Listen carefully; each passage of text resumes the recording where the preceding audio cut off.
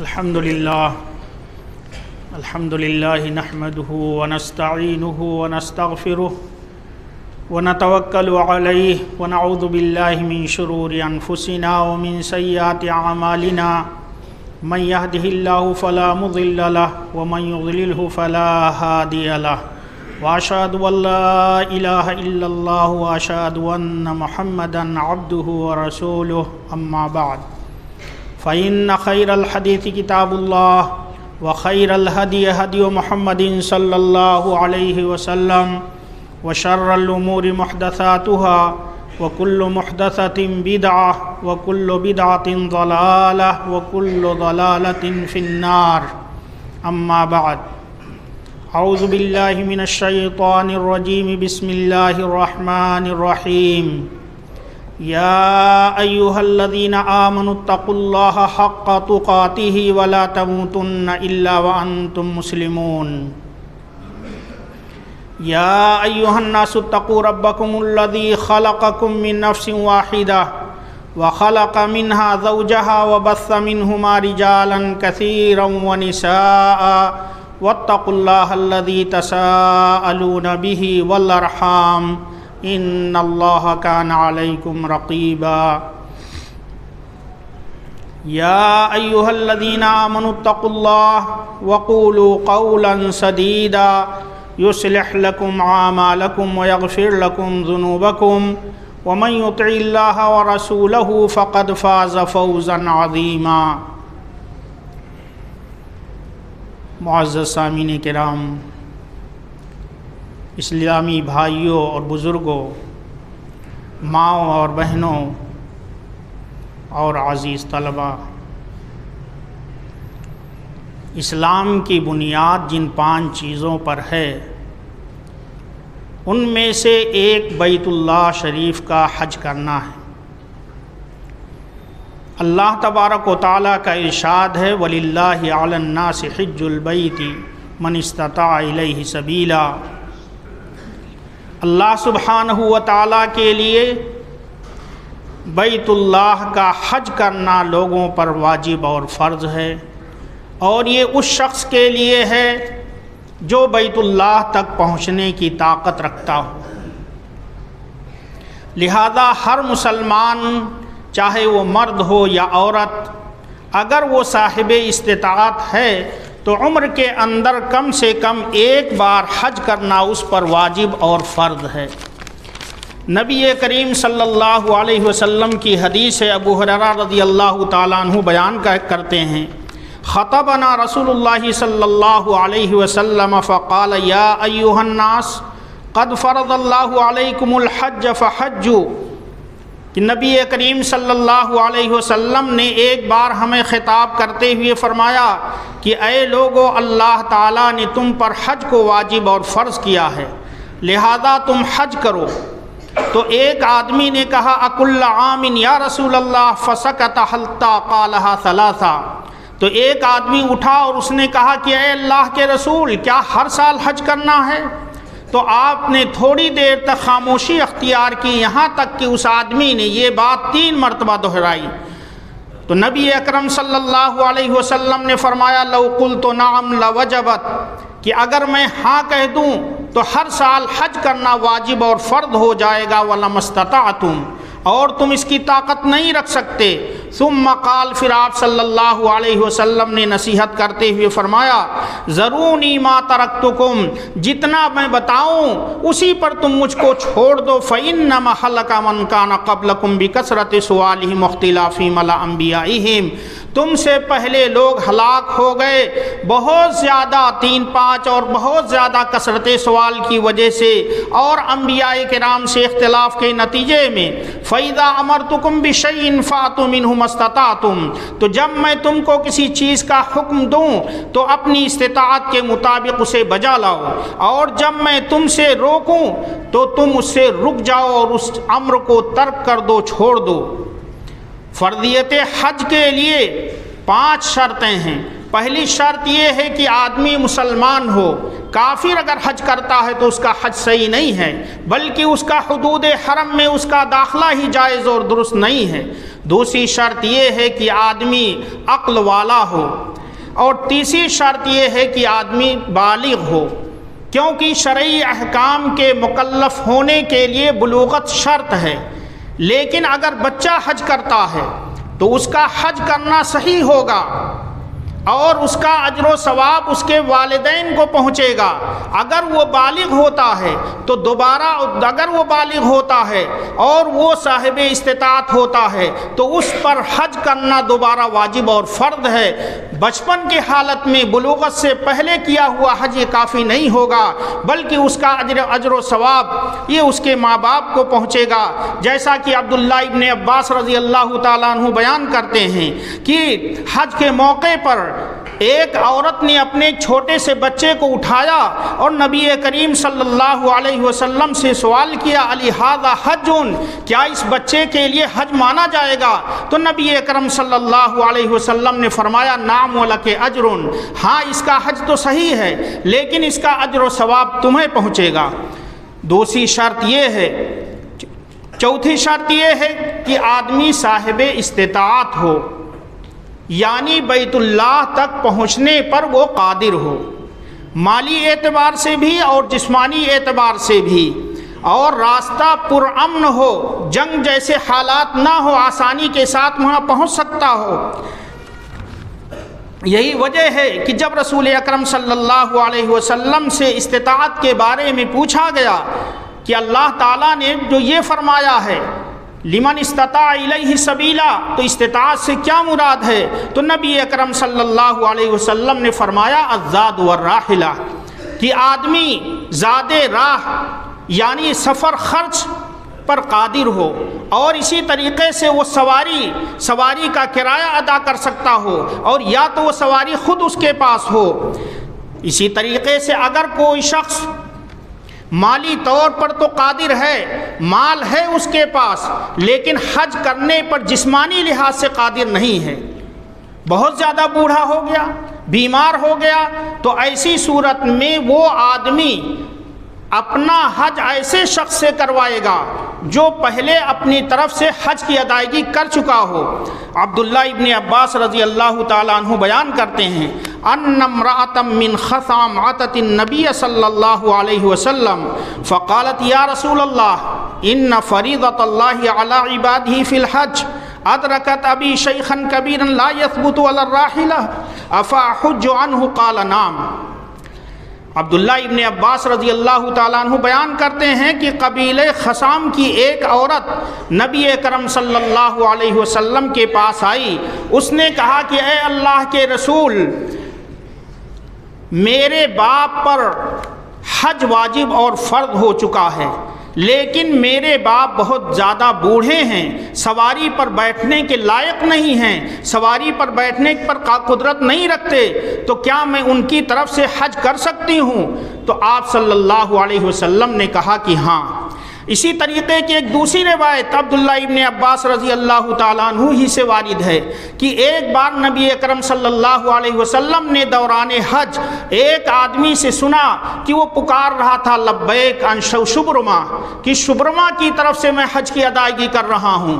نبی اکرم صلی اللہ علیہ وسلم نے جب یہ سنا تو آپ نے پوچھا کہ یہ شبرما کون ہے؟ تو اس آدمی نے کہا کہ میرا بھائی یا میرا کوئی قریبی رشتہ دار ہے۔ تو آپ صلی اللہ علیہ وسلم نے پوچھا کہ کیا تم نے پہلے اپنی طرف سے حج کی ادائیگی کر لی ہے؟ تو اس آدمی نے کہا کہ نہیں۔ تو آپ صلی اللہ علیہ وسلم نے فرمایا حج عن نفسک ثم حج عن شبرما، کہ پہلے اپنی طرف سے حج کی ادائیگی کرو، پھر تم شبرما کی طرف سے حج ادا کرو۔ لہذا اگر کسی کو حج بدل کروانا ہے، خود نہیں جا سکتا، تو جو حج کر رہا ہے اس کی طرف سے ضروری ہے کہ وہ آدمی پہلے اپنی طرف سے حج کی ادائیگی کر چکا ہو۔ اسی طریقے سے اگر حج کرنے والی عورت ہو تو اس کے لیے ان شرطوں کے علاوہ ایک شرط یہ بھی ہے کہ سفر حج کے لیے محرم اس کے ساتھ ہو، اس کا بھائی ہو یا خاوند ساتھ میں ہو، کیونکہ نبی اکرم صلی اللہ علیہ وسلم کی حدیث لا یحل لامرأۃ ان تسافر ثلاثا الا ومعها ذو محرم منها، کہ کسی بھی عورت کے لیے حلال اور جائز نہیں کہ وہ 3 دن سے زائد کا سفر کرے، مگر ضروری ہے کہ اس کے ساتھ محرم ہو۔ لہذا اگر عورت ہے تو اس کے ساتھ حج کے لیے شرط ہے کہ اس کے ساتھ محرم ہو۔ تو جس آدمی کے اندر بھی یہ 5 شرطیں پائی جائیں تو اسے چاہیے کہ وہ پہلی فرصت میں حج کی ادائیگی کر لے، حج کرنے میں وہ تاخیر نہ کرے، اس بات کا انتظار نہ کرے کہ ابھی تو ہم جوان ہیں، ابھی کیوں حج کریں، بڑھاپا آئے گا تو دیکھا جائے گا، اس وقت ہم حج کر لیں گے، جیسا کہ آج کل ہمارے ہندوستان اور بر صغیر کے اندر عام رواج ہے کہ لوگ حج کے لیے اس وقت تیاری کرتے ہیں جب وہ بڑھاپے کی عمر کو پہنچ جاتے ہیں، اور ان میں سے کتنے ایسے ہوتے ہیں جو بہت سے ارکان جو حج کے ہیں اس کو صحیح طور پر ادا کرنے کے قابل نہیں ہوتے۔ تو آدمی کو حج کرنے میں دیر اور تاخیر نہیں کرنی چاہیے۔ نبی اکرم صلی اللہ علیہ وسلم کی حدیث ہے، من اراد الحج فلیتعجل فإنه قد يمرض المریض ويتذل الضالة وتعرض الحاجة، کہ وہ آدمی جو حج کا ارادہ رکھتا ہے، صاحب استطاعت ہو گیا ہے، تو حج کرنے میں وہ جلدی کرے، اس لیے کہ ہو سکتا ہے کہ وہ آدمی بیمار پڑ جائے، اور اس بات کا بھی امکان ہے کہ سواری گم ہو جائے، اور اس بات کا بھی امکان ہے کہ کوئی ایمرجنسی اسے درپیش ہو جائے، کوئی ایسی ضرورت پیش آ جائے جس کی وجہ سے وہ حج کرنے کے لیے نہ نکل سکے۔ اس حدیث کی روایت امام احمد اور ابن ماجہ نے کی ہے۔ اسی طریقے سے حضرت عمر بن خطاب رضی اللہ تعالیٰ عنہ کہتے ہیں کہ میری خواہش ہے کہ میں کچھ لوگوں کو شہروں میں روانہ کروں، اور وہ لوگ جا کر کے ایسے لوگوں کا پتہ لگائیں کہ جن لوگوں کے پاس مال ہیں، جو صاحب استطاعت ہیں، لیکن استطاعت کے بعد وہ حج نہیں کرتے، تو میری خواہش ہے کہ ان پر جزیہ لگا دوں، کیونکہ ایسے لوگ مسلمان نہیں ہو سکتے۔ اس کے علاوہ حج کرنے کے بہت زیادہ فضائل نبی کریم صلی اللہ علیہ وسلم نے احادیث کے اندر بیان فرمائی، جن میں سے پہلی حدیث جو ابو ہریرہ رضی اللہ تعالیٰ عنہ سے مروی ہے کہ نبی اکرم صلی اللہ علیہ وسلم کا ارشاد ہے، الحج المبرور لیس لہ جزاء الا الجنہ، کہ حج مبرور اس کا کوئی بدلہ نہیں ہے سوائے جنت کے۔ حج مبرور کہتے ہیں اس حج کو جس کے اندر حاجی سے نافرمانی کا کوئی عمل سرزد نہ ہوا ہو، دوران حج اس نے معصیت اور گناہ کا کوئی کام نہ کیا ہو، اور اس کی علامت یہ ہے کہ وہ حج کرنے کے بعد نیکیوں کے اندر اس کی نیکیاں بڑھ جائے، اعمال صالحہ وہ زیادہ کرنے لگے، اور پچھلے جو اس سے گناہ سرزد ہوئے ہیں دوبارہ کبھی ان کی طرف نہ پلٹے۔ اسی طریقے سے ایک دوسری روایت میں نبی اکرم صلی اللہ علیہ وسلم نے بتایا کہ حج یہ گناہوں کو مٹا دیتا ہے۔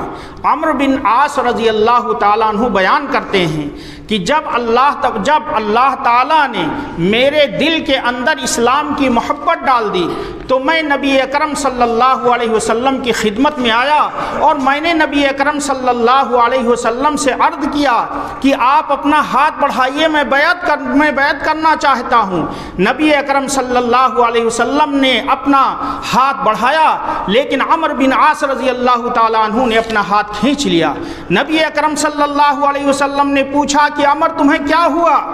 عمر رضی اللہ تعالیٰ عنہ نے کہا کہ میں ایک شرط لگانا چاہتا ہوں، وہ شرط یہ ہے کہ میں اسلام لاؤں گا، لیکن شرط یہ ہے کہ میرے پچھلے تمام گناہ معاف کر دیے جائیں، میرے پچھلے گناہ تمام کے تمام معاف کر دیے جائیں۔ تو اس موقع پر نبی اکرم صلی اللہ علیہ وسلم نے ارشاد فرمایا، اما علمت ان الاسلام یہدم ما کان قبلہ وان الہجرۃ تہدم ما کان قبلہا وان الحج یہدم ما کان قبلہ۔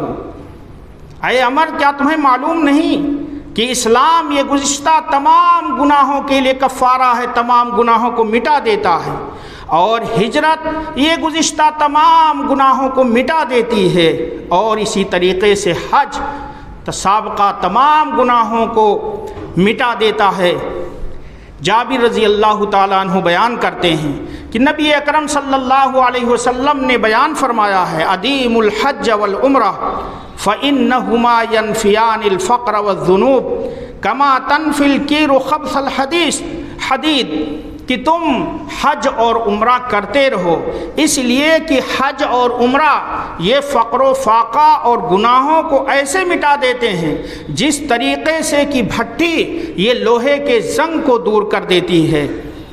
ایمان اور جہاد کے بعد سب سے افضل عمل حج کو بتایا گیا ہے۔ ابو ہریرہ رضی اللہ تعالیٰ عنہ بیان کرتے ہیں، صحیح بخاری کی روایت ہے کہ ایک بار نبی اکرم صلی اللہ علیہ وسلم سے سوال کیا گیا ای الاعمال افضل، کہ تمام اعمال میں سب سے افضل عمل کون سا ہے؟ تو نبی اکرم صلی اللہ علیہ وسلم نے فرمایا ایمان باللہ ورسولہ، کہ اللہ اور اس کے رسول پر ایمان لانا۔ پھر سوال کیا گیا ثم آئی، پھر اس کے بعد تو آپ صلی اللہ علیہ وسلم نے فرمایا جہاد فی سبیل اللہ۔ پھر سوال ہوا ثم آئی تو آپ صلی اللہ علیہ وسلم نے فرمایا حج مبرور، کہ حج مبرور یہ سب سے افضل عمل ہے۔ حج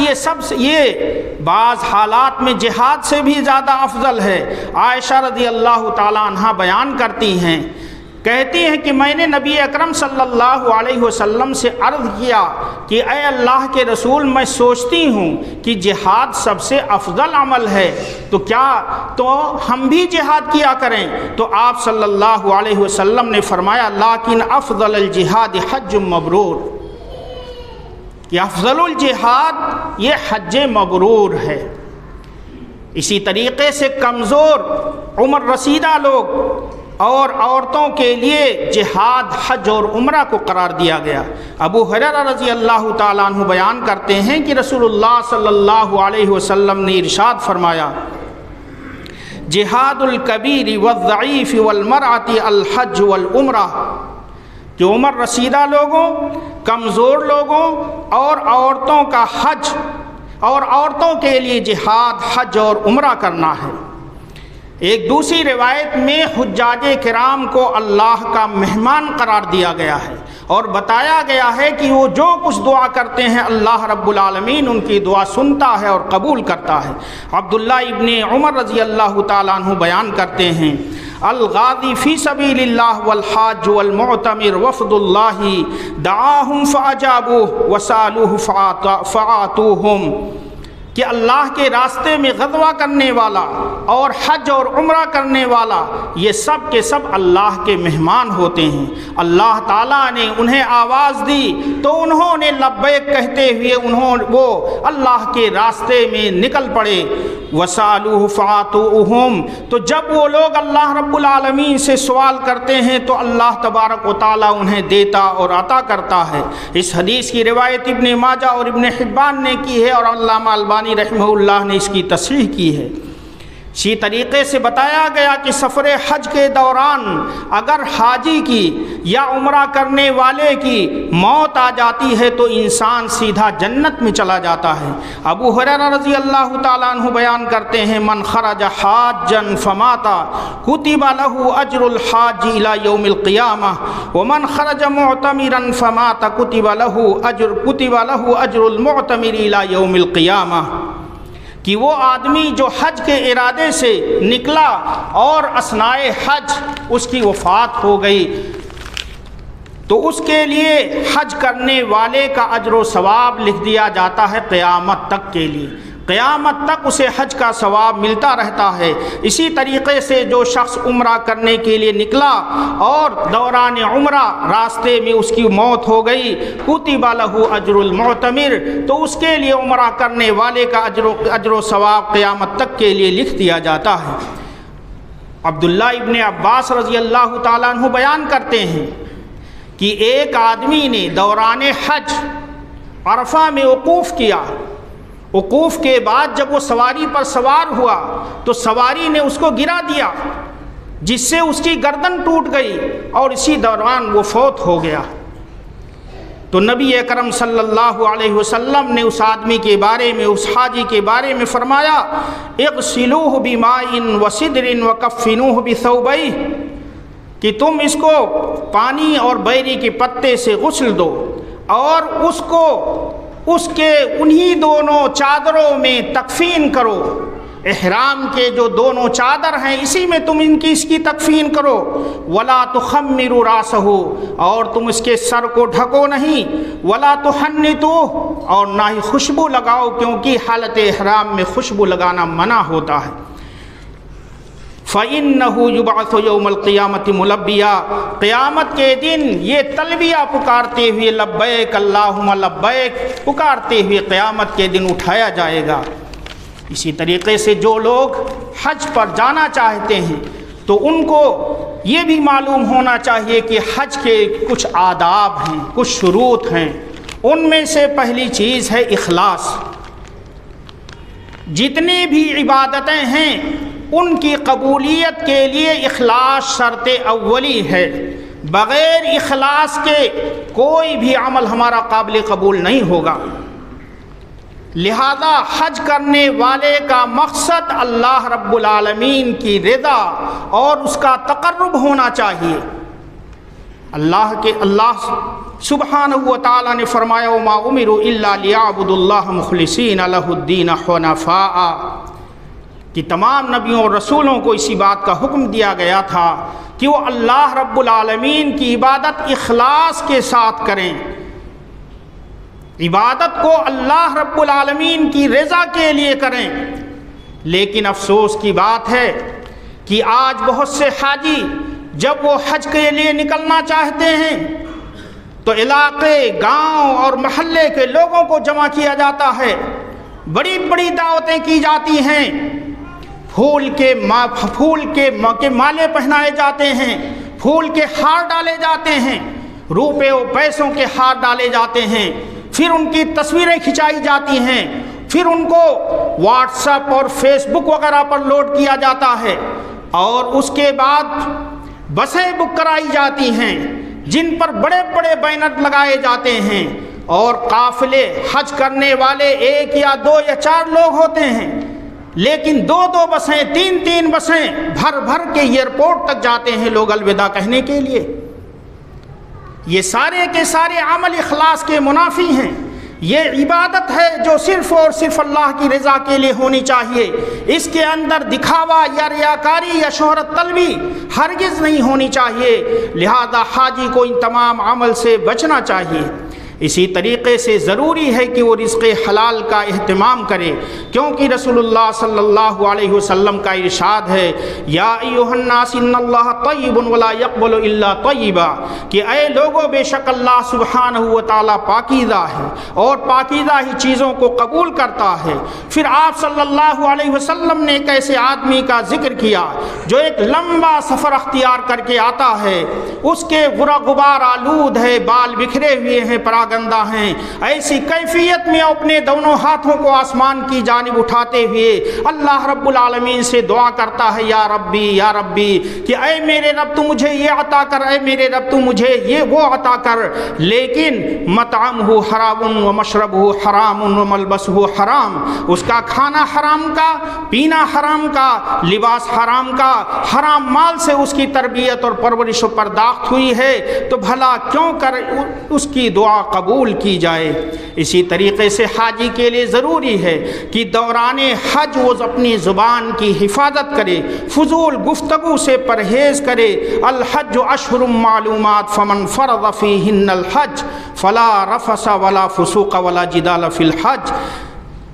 تو اس میں کسی بھی طرح کی بےہودہ گوئی، فحش گوئی، غلط قسم کی باتیں، فسق و فجور والی باتیں اور جھگڑا لڑائی نہیں ہونی چاہیے۔ وَتَزَوَّدُوا فَإِنَّ خَيْرَ زَادِ التَّقْوَى وَاتَّقُونِ يَا أُولِي الْأَلْبَابِ۔ اسی طریقے سے حج طواف کرتے ہوئے یا کنکری مارتے ہوئے اس بات